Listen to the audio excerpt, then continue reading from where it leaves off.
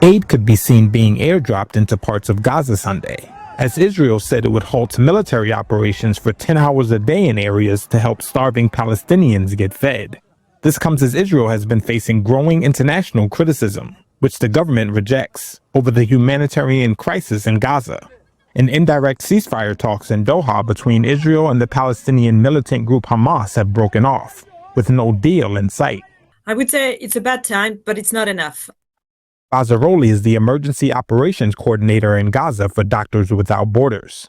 Today, the population is going to take time for them to build back their strength, but it has like a lifelong consequences on their health. And some of them, like we will have to work with them to reintroduce food because their system is not even able to digest anymore the food.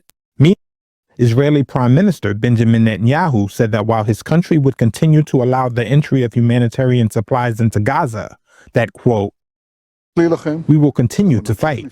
We will continue to act until we achieve all of our goals, until complete victory."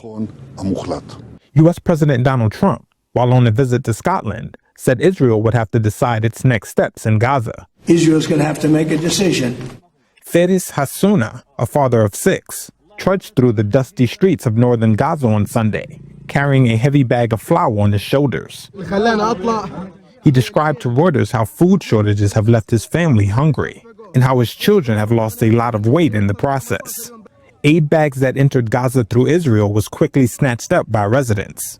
In recent weeks, dozens of Gazans have died of malnutrition, according to the Gaza Health Ministry in the Hamas-run enclave.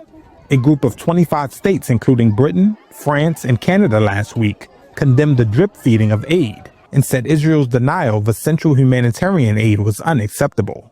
On Friday, Israel and the U.S. appeared to abandon ceasefire negotiations with Hamas, saying the militants did not want a deal in a war that began back in October of 2023.